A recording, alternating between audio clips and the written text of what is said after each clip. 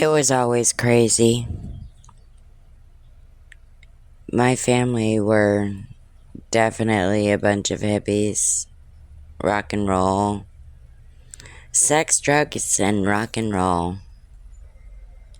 That's how it always would go. They did work hard though. My brother-in-law, Glenn, he was a mason. He had his own mason business at one time until he sold it to his brother James. He's always done brick and concrete and building houses and frames, structured work, masonry work. My stepdad Vern, he did the same thing. Billy used to work at this place over by Mango. It was a plant. It was all fenced in. I can't remember the name of it. They dealt with logs and stuff. Not the plant that was across from Mango Trailer Park, but it was in New Smyrna, Edgewater somewhere. I just can't remember. I just remember pipes being lifted up in the air and logs and wearing hard hats and jumpsuits. I believe were like green or so. I get broken pieces of images in my mind, like slideshows. My sister didn't stick with the modeling. She got tired of it. To have an opportunity like that and to get tired of it. Either there's more to that story, or I guess that just wasn't her calling. She was so gorgeous, though, as a teenager. She had, no pun intended, like one of the perfect bods I've ever seen as a woman. And she had a lot of guy friends, but she was not a hoe by any means. She was a very respectful woman. A lot of women were jealous of her and thought that she was trying to be promiscuous with their man, but she wasn't. She was old-fashioned. When she stuck with somebody, she stuck with somebody. When she was drinking, of course, sometimes women can kind of get into situations they either don't remember or can't control. But that's different. She was a very good person and I know a couple of her best friends. One was Doreen and another one I can't remember. My sister Belle, she was an amazing person. She had such a huge heart. She still does have a huge heart. She is super sensitive, but she takes a lot to heart because she's been through a lot. She's a trauma survivor like I've never seen before, and I mean that full-heartedly. That's why I love her so much and why I've always stuck by her side for so long, because she has really came through some stuff that you only see in treacherous horror movies. Just Marilyn, you know who I'm talking about by this time. That means not Marilyn Manson, Rob Zombie type of situations. I would not give a day to be a day in her mind. I feel for her so much. And I hope she's doing well today. I really am. I really do. I mean, my nieces, her daughters, Morgan and Megan, and her son, Glenn Jr. They're all amazing people in their own ways. They're all unique in their own ways. And they've all been through turmoil in their own ways. And they've all came out different from each And Morgan, I know most about her because she had kept in contact with me. Megs, I was her favorite aunt. I remember on Kumquat, I would get underneath her crib and I would slide out underneath her crib and I would say peekaboo and she would just laugh and laugh. And I would do that all the time. I had so much fun playing with her in that manner, like just listen to her laugh and giggle. Those were the days that you'll never forget, you know. Those are the days you'll never get back. And Glenn, you know, he was a character. Always wanted to be a little mischievous. But he was a little cutie as a kid. And Morgan, you know, she was a lineman. It takes a really strong, mentally strong person to be a lineman as a woman. You know, she's done some prison. I'm not going to tell her business because it's not my business to tell, and I wouldn't want somebody to do that to me, but she's gotten into some stuff that I wouldn't say there's 1000% her fault. We get it pulled into certain situations sometimes, and sometimes we're stuck in certain situations that we either don't know how we're going to get out of or we don't know how we got in. And then we're left trying to figure out how we're going to get out of that situation, or are we going to be able to get out of that situation. She has learned greatly, and then some from her mistakes. As she looks back on it now, and she admits dumb or stupid things that she, in her opinion, that she has done or gotten into, or that she shouldn't have messed with. But then again, we all have those times where we get into those situations or those things to where, looking back at it now, it seems like we could have done things differently if we wanted to, or if we had thought about it, if it had crossed our minds at any given time. She is a strong woman, and let me tell you, that woman is strong in many forms. She's a hoss. She's taken down a couple big girls just on her own, like, just to give context, like, she ain't the woman for real, for real. I love her to death. You know, she always, I'm not on Facebook much, but she's always posting the messages sometimes, like every once in a while, I love you, KK, or I was thinking of you, or, you know, little things like that is what matters. Little things like that is not what I look for, but what are nice to see and to know that you're remembered, you're cared about, you know, you're thought about. And if you know, you know, anybody that knows me knows that I do that also.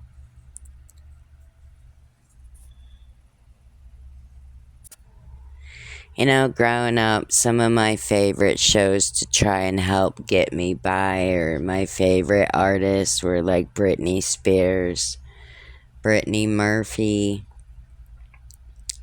uh,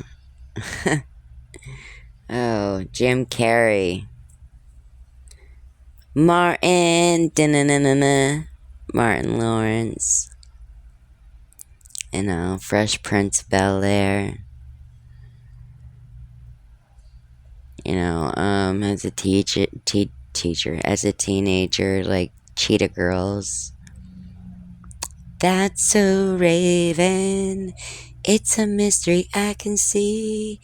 That's so Raven. It's a mystery to me. I love her. And then tea time with her and Miranda. You know, they don't know me from Adam, but they're amazing people. You know, outside looking in, I've always been a huge Raven fan. Raven Cinnamone. Because I noticed even her wife kind of catch moments where she's like, Simone. And I'm like, looking at the screen going, Simone, bish. Like, you're married to her. You should notice. But I love Miranda. I see a lot of Miranda when I started to watch Tea Time. I seen a lot of Miranda in me. As far as, like, traumas or some of the things that she looks at or thinks. Like the dysmorphia. I've always had dysmorphia about myself, but I didn't know it was dysmorphia until I started watching Tea Time with Raven and Miranda. I had just recently, like within the past few months, started watching, Hey Baby, It's Kiki Palmer. So that's fresh, and I'm tuning into that.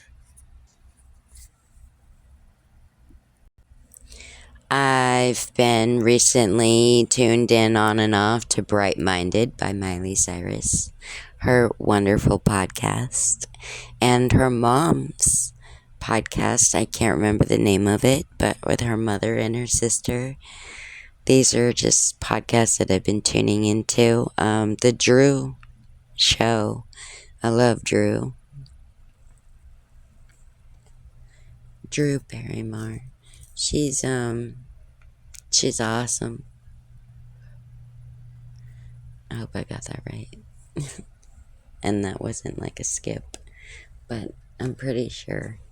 Yeah. And then Jamie Lee Curtis. I love Jamie Lee Curtis. I'm not sure if she actually has a podcast or a talk show, but I'm gonna check out and see. But just kind of like, I love Kevin Hart. He's one of my favorite comedians. And I love his show, Heart to Heart. So, basically, give a little bit of context. But, I didn't really know about Beyonce, to be honest, until, like, my adulthood. I didn't know that she was the lead singer of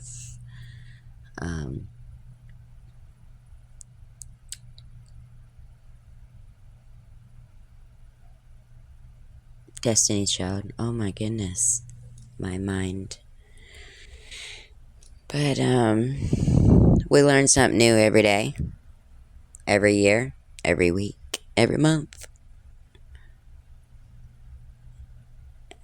My family they worked hard. I can't say they were always wilding out because they worked hard. They did bust their ass. My sister has had several different jobs. I noticed a lot. She cleaned a lot of condos and did a lot of house cleaning and babysitting and cleaning cars and working at gas stations and grocery stores. And I mean, like, she had, normal jobs. But we had our issues. When I started to develop, I started my cycle at like 9 years old. And I started getting my bobs at 9 years old and developed like these 36C, heavy. Oh my goodness, it was torturous. But when I started my cycle, it was in her bathroom. I remember she lived in New Smyrna, and I thought I was bleeding to death. I thought I was bleeding out because I flooded her whole bathroom floor. It looked like a murder scene. I'm not even kidding. And she's like, "KK, you just started your period." But that really scared the crap out of me.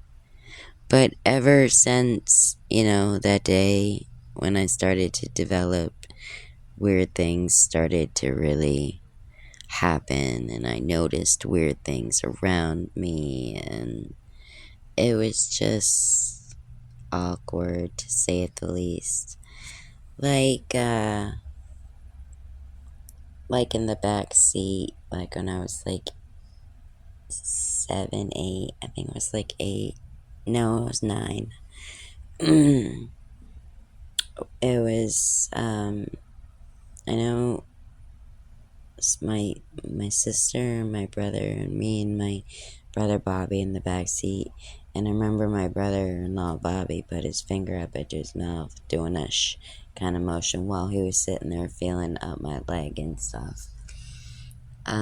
I know that same day everybody was getting into the car, and I went to get in the car, and Glenn went to go to take off, and I was holding on to the door with the door open, and they were dragging me down the road until he stopped and noticed, and he's like, "Oh, ha ha ha, okay, are you okay? I'm sorry, get in."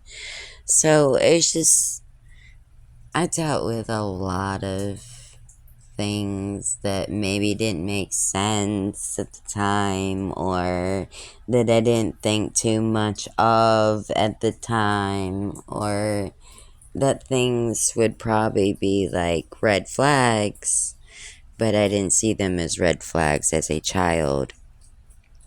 But definitely I see them now as an adult, and I see the misconceptions now as an adult. And there was a time that we were at a campsite, and my brothers were fighting and arguing, and it was the same night that my mom thought it would be a good idea to go swimming nude in the lake, when my stepdad was yelling, "There's a gator," and yelling gator, and they were all yelling at her to swim to shore, and she was frantically swimming, and well, the guys had got into a fight, and I'm like, at this time I'm 8, and somebody threw a beer bottle, and it hit me in my eye, and it busted my eye open, and my eye was black and blue for a while. I don't exactly remember length of time, but for a while. And boy, let me tell you, that was some painful stuff. It felt like my face felt like I got hit by a bus, or I ran into a wall, like at full force. It was so sore. It was so sore. But that kind of stuff happened all the time. My mom was on medications and stuff, and she would drink on her medications, and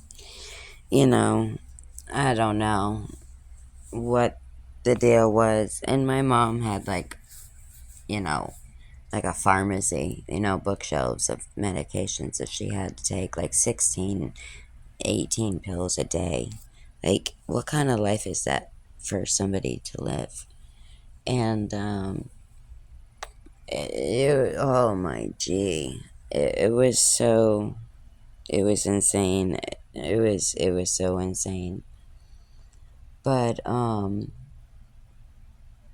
yeah, I remember one time she had taken her medication and she had drank. She used to drink that Milwaukee's Best. And she was giving me a bath one night. It was about 6, I remember.